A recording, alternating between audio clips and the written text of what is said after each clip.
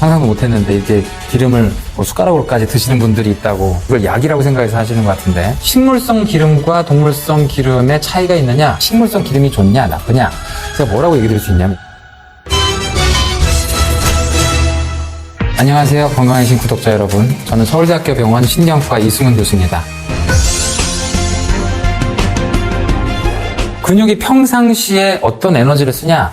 지금 제가 근육 에너지를 지금 쓰고 있습니다. 이 안 쓰는 것 같아도 제가 이 몸 자세를 유지하기 위해서 수백 개의 근육을 쓰고 있어요. 여러분들 얼굴이 무표정인 것 같아도 동시에 수십 개의 근육을 쓰고 있습니다. 평상시에 근육들이 계속 에너지가 필요하잖아요. 이게 대부분 지방에서 옵니다. 여러분들이 천천히 걸을 때 그때 지방이 대부분 써요. 근데 갑자기 달린다. 그때 포도당을 씁니다. 평상시 에너지원의 한 70%는 지방산을 사용하고 나머지 30% 정도는 이제 포도당을 쓴다. 그런데 식물성 기름과 동물성 기름의 차이가 있느냐? 동물은 안 좋아. 식물은 좋아. 라고 이분법적으로 잘못 생각을 하시고, 그리고 지방이니까 안 좋아. 그런데 기름은 괜찮아. 특히 오일이라고 한 영어로 쓴 건 괜찮아. 말도 안 되게 생각하시거든요. 오일과 기름과 지방 그냥 같은 말이라, 과학적으로 거의 같은 말이라고 생각을 하셔야 되고, 지방의 대표적인 형태를 버터와 마가린을 보시죠. 그 다음에 식용유, 포도씨유, 카놀라유, 올리브유, 뭐 별 오일 다 보시는데, 얘네들은 그냥 다 기름, 지방입니다. 버터나 마가린은 왜 굳어 있고, 이쪽은 왜 물이냐? 녹는 점 때문에 고체고, 여기는 액체예요. 이렇게 유체로 된 기름은 불포화 지방산이 많이 있어서 얘네들이 유연한 형태라서 액체를 유지합니다. 근데 포화 지방산이 많아서 뻣뻣한 형태가 되면 고체가 돼요. 그래서 버터나 마가린은 포화 지방산이 많습니다. 그래서 대개 우리가 고기를 먹으면, 육지 동물들은 다 근육이나 이런 것들이 단단하단 말이에요. 단단한 몸의 형태를 유지하기 위해서는 포화 지방이 많아야 됩니다. 우리도 많아요. 우리 절반 이상이 포화지방으로 되어 있습니다. 그래야만 이 중력을 이기고 우리가 돌아다닐 수가 있거든요. 불포화지방산이 왜 도대체 수생식물에 많냐? 중력에 대해서 덜 느끼는 해조류, 해산물, 생선 이런 것들은 불포화지방산이 왜 많냐면 유연해져야 되기 때문에 많습니다. 우리가 육지 생활을 하려면 단단한 지방이 많아야 되기 때문에 포화지방이 많을 수밖에 없는 겁니다. 그래서 여러분들이 소고기, 돼지고기를 좋아하면 포화지방이 당연히 많이 들어옵니다. 육지 동물이기 때문에. 그리고 포화지방이 많은 거는 추출해가지고 순수한 지방 형태의 조미료 같은 음식을 만들죠. 버터, 마가린. 버터, 마가린은 포화지방이 많아서 단단해졌구나. 얘네들이 유체인 이유는 불포화지방이 많아졌기 때문에 얘들이 기름을 이렇게 쓰는구나. 거꾸로 얘기하면 우리 몸의 지방의 한 60%가량은 포화지방으로 돼 있어서 포화지방도 먹어야 됩니다. 포화지방 엄청 드셔야 돼요. 그래도 포화지방을 찾아 먹진 않잖아요. 왜냐하면 고기 좋아하기 때문에 고기 먹다 보면 포화지방이 엄청 들어오는 거예요. 포화, 불포화가 적당한 비율을 가지고 있어야만 세포 기능을 잘하게 됩니다. 그래서 포화지방산도 잘 드셔야 되고 불포화지방산도 잘 드셔야 돼요. 근데 고기만 좋아하게 되면 포화지방산만 많이 들어올 수 있으니까 불포화지방산의 중요성을 알고 생선도 먹고 해조류도 먹고 그렇게 합시다라고 얘기를 하는 거죠. 그런데 의외로 포화지방이 많은 식물성 기름들도 많이 있습니다. 그래서 식물성 기름이 좋냐 나쁘냐, 제가 뭐라고 얘기 드릴 수 있냐면, 여러분들이 음식을 먹으면 우리 몸은 그 음식을 흡수하는 게 아니에요. 하나하나 다 분해한 다음에 단위별로 영양분만 흡수해요. 그러니까 여러분들이 식물성 기름을 먹건 동물성 기름을 먹건 우리 몸은 완전히 분해한 지방산 형태로 흡수를 해요. 실제 그러면 동물성 기름이 왜 안 좋다고 생각을 하느냐? 우리가 이 뇌를 유지하기 위해서, 신경세포 뇌를 유지하기 위해서 이 뇌는 물처럼 비중이 낮은 곳이에요. 뇌 기능은 엄청나게 주변과 상호작용이 많은 곳이라서 이 세포막을 이루는 구조가 다른 세포에 비해서 불포화 지방산이 많이 필요합니다. 뇌가. 그래서 우리가 불포화 지방산을 먹어야 돼요. 뇌 때문에 먹는 거예요. 뇌와 신경 때문에. 그럼 나머지는요? 나머지는 거의 필요 없다고 생각하셔야 됩니다. 뭐 염증 때문에 먹는다?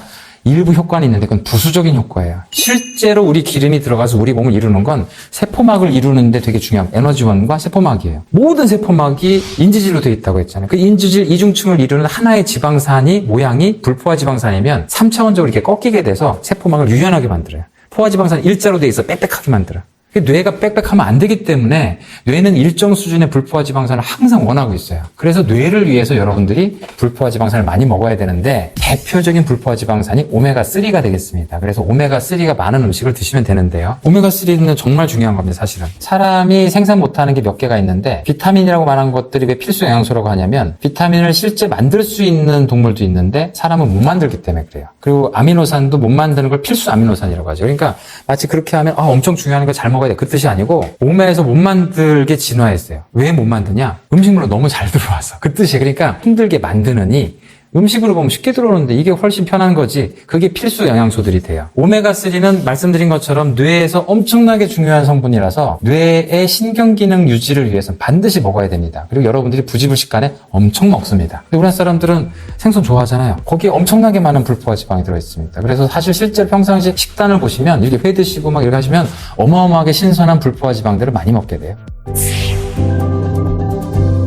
저는 뭐 상상도 못했는데 이렇게 기름을 뭐 숟가락으로까지 드시는 분들이 있다고 하시는데 굉장히 식이습관적으로 잘못된 행동이십니다. 식물성 기름이건 동물성 기름이건 해조류가 가진 오메가3의 불포화 지방 생선에 비해서는 상대도 안 됩니다. 어차피 둘 다 육지 식물이고 육지 동물이잖아요. 자기 형태를 이루기 위해서 상당한 포화 지방을 가지고 있어요. 오메가3가 많은 성분들은 수생식물들이라고 했죠. 육지 생물들 중에서는 그렇게 많은 게 아니라서 여러분들이 굳이 육지에서 나온 식물이나 동물성 기름들을 그렇게 굳이 찾아서 드시는 건 별로 좋은 행동은 아니라고 생각을 하고요. 우리나라 사람처럼 이렇게 생선 좋아하고 해조류 좋아하시는 분들한테는 상당히 많은 양의 오메가3가 들어가고 있으니까 음식을 하기 위해서 쓰는 정도의 기름에는 다 일정 부분의 불포화 지방과 포화 지방을 가지고 있거든요. 그래서 그걸 굳이 가르칠 필요는 없고 기름을 따로 이렇게 드신다는 행위 자체가 사실 우리 몸에서 기름만 드시면 우리 몸이 되게 싫어합니다. 기름만 들어오는 상태를 되게 싫어해요. 우리가 이거를 맛있다고 느낄 때 위도 열리고 위장장애가 안 생기는 거기 때문에 굳이 그렇게 한 숟갈 퍼드시는 행동은 이걸 약이라고 생각해서 하시는 것 같은데 그냥 영양소입니다. 절대 약이 아니고 본인의 잘못된 믿음 때문에 순수한 성분들로 드시면서 여러 부작용을 감수할 수 있는 별로 안 좋은 태도라고 생각이 됩니다. 좀 잘못 알고 계신 것 중에 하나가 이제 오메가3, 오메가6 뭐 이렇게 얘기를 하시는데 오메가6는 그렇게 몸에 좋은 게 아닙니다. 오메가6는 우리 몸에서 염증의 전달 물질로 써요. 똑같은 지방산인데 우리 몸이 임무를 그렇게 부여했어요. 너는 염증 전달 물질로 좀 해라. 그래서 오메가6 많이 먹으면 만성염증이 높아집니다. 이건 굉장히 많은 과학적 연구 결과가 있어요. 오메가6가 많은 기름들도 있습니다. 그래서 실제로 오메가6를 많이 먹는 건 적절한 행동은 아니고요. 우리가 보통 DHA, EPA라고 하는 오메가3를 많이 먹는 게 가장 적절한 행동입니다. 그래서 사실 올리브유가 오메가3가 별로 안 높아요. 올리브유가. 그런데 오메가6도 안 높아요. 좋은 것도 적게 들었고 나쁜 것도 적게 들었어요. 근데 불포화 지방의 비율은 다른 기름과 비교해서 높은 편이에요. 이거 좋은 장점만 얘기를 하는 거지. 올리브유 좋다고 얘기하는 사람들, 오메가6가 적지 않냐? 근데 오메가3도 적어요. 다른 기름에 비해서 오메가3도 별로 안 많아요. 그러니까 사실 올리브유를 이렇게 화학적인 성분으로 찾아서 드실 필요는 별로 없다. 다만, 다른 기름들이 오메가6가 좀 더 많다고 하니까 염증을 좀 일으킬 수 있지 않냐라는 생각을 하실 수는 있을 것 같습니다. 하지만, 제 생각에는 이미 콩기름, 옥수수 기름 정도 수준의 그런 오메가3, 6 비율들 뭐 다 괜찮은 편이니까 기름이라는 게 미량 넣어가지고 맛을 올리기 위한 그런 건데 그거를 굳이 기름을 버릴 필요는 없을 것 같다고 생각합니다. 마케팅이라고 생각합니다. 명백하게. 굉장히 많은 기름을 만들어내는 업자들이 있습니다. 전 세계에. 그 업자들이 이 기름이 레드오션이죠. 너무 많은 기름들이 있으니까 이 기름을 마케팅적으로 강조를 해야 되다 보니 이제 성분을 가지고 강조하면서 이제 여러분들한테 불포화 지방이니 오메가3 이런 얘기를 하게 된 거죠. 그래서 저는 사실 이게 여러분들이 이렇게 휘둘릴 정도로 되게 중요하다고 생각할 정도는 아니고 그 정도 신경 쓰는 것보다 훨씬 더 중요한 건강 이슈가 많거든요. 실제 본인 몸의 체형, 살찐 상태, 운동 이런 것들이 훨씬 더 중요하기 때문에 그렇게 건강을 신경 쓰는 태도로 여러분들이 운동하시고 적당한 칼로리 드시고 너무 사소한 거에 그렇게 목숨 거시면 안 될 것 같습니다.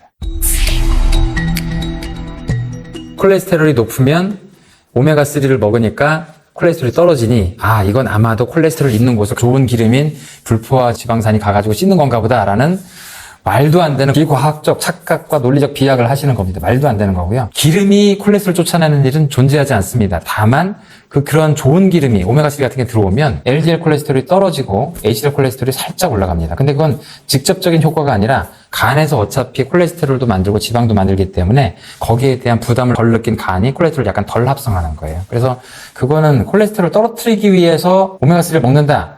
그 생각하시면 안 되고 그건 콜레스테롤을 정말 떨어뜨려야 되는데 안 떨어지는 사람한테 오메가3까지 주기도 하고 막 의사가 그러는데 그런 목적은 아니고 여러분들의 뇌 신경 건강을 위해서 오메가3가 필요하다 그렇게 아셔야 됩니다. 오메가3의 실제 효과는 신경 기능을 원활하게 돌아가는 게 1번 이게 압도적이고 부수적으로 콜레스테롤을 좀 떨어뜨릴 수 있고 또 부수적으로 염증을 좀 줄일 수가 있어요. 근데 이걸 염증 줄인다는 효과 때문에 심장질환 줄이고 이렇게 한다는 걸로 갑자기 막 그 심근경색과 뇌졸중을 위해서 오메가3를 먹어야 된다고 하는데 심근경색이나 뇌졸중을 위해서는 연구 결과들이 애매하게 나오면서 지금은 다 권고하지 않게 되었습니다. 굳이 찾아서 먹지 마라 라고 했단 말이에요. 그러니까 여러분들이 혈관 건강을 위해서 먹는 게 아니고 뇌 기능을 위해서 먹는 겁니다. 제일 중요한 기능을 생각하셔야 되잖아요. 콜레스테롤은 세포막과 우리 몸에 중요한 호르몬을 만들어. 필요한 만큼은 우리가 그거 이상 되게 많이 먹고 있어. 그래서 덜 먹게 하려고 노력을 하지만 동맥경화까지 있다면 아예 약을 써가지고 떨어뜨려야 돼. 오메가3는 간이나 혈관이나 그런 데 중요한 게 아니고 뇌의 신경 기능이 엄청 중요한 거야. 하지만 이미 많이 먹고 있더라. 근데 전 걱정되면 영양제를 먹는 건 당신의 선택이지만 이미 우리나라 사람 오메가3를 많이 먹고 있으니 그게 걱정할 정도는 아니다. 서구권 사람들은 해조류와 생선을 싫어하기 때문에 육식이 너무 떨어져 있어서 실제 뇌 신경 기능이 안 좋을 것 같아요. 그래서 과학적으로 오메가3의 중요성이 나오게 됐고 널 그렇게 먹기 싫으면 생선에서 꺼낸 오메가3, 크릴새우로 만든 오메가3 어떻게든 만들 테니까 이거라도 먹으라고 이렇게 나오게 된 거죠.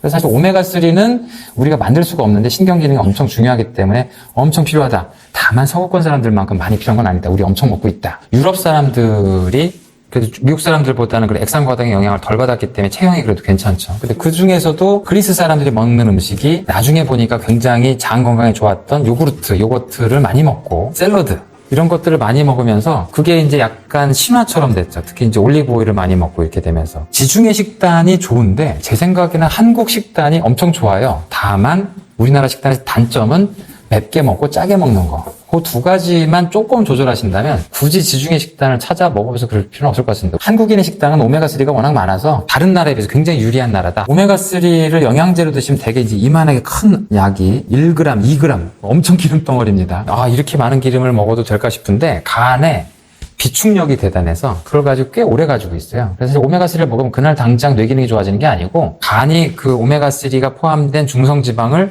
뇌에 전달할 때까지 시간이 걸려요. 상당히 시간이 걸립니다. 근데 간이 오랫동안 비축하기 때문에 여러분들이 지방간 상태가 아니라면 꽤 비축량이 크다라고 생각하실 수가 있어요. 그래서 오메가3를 영양제로 먹거나 음식으로 먹을 때 과잉되기는 굉장히 어렵습니다. 다만 오메가3를 포함한 너무 많은 지방을 먹어서 지방간이 되는 것도 다른 문제이기 때문에 지방간이 되신 분들은 오메가3조차 조심해야 되는 경우도 발생하긴 합니다. 지방이 많아졌을 때 첫 번째는 비만이 되고 비만이 여러 가지 병의 원인이 되기도 합니다만 요즘 많이 이슈가 되고 있는 것들이 이제 대사성 지방간 요 얘기를 많이 하게 됩니다. 예전에는 간에 이상이 있으면 딱 우리나라 두 가지 원인이었었거든요. 바이러스성 간염, 알코올에 의한 간염. 결국은 이 두 가지 다 전부 다 심해지다가 간경화가 되고 간암까지도 생길 수가 있죠. 그런데 이 두 가지가 다 없는데 간염이 생기고 간경화, 간암까지 생기는 이 사람들은 뭐냐라고 해서 이제 이거를 분류를 해놓은 게 이제 대사성으로 간염이 생기는 분들입니다. 이걸 매쉬 요즘 이렇게 얘기를 하는데요. 대사 이상에 의한 지방간에 의한 간염이다. 간세포에 지방이 가득 찼어요. 간이 남는 에너지를 지방 만든다고 했잖아요.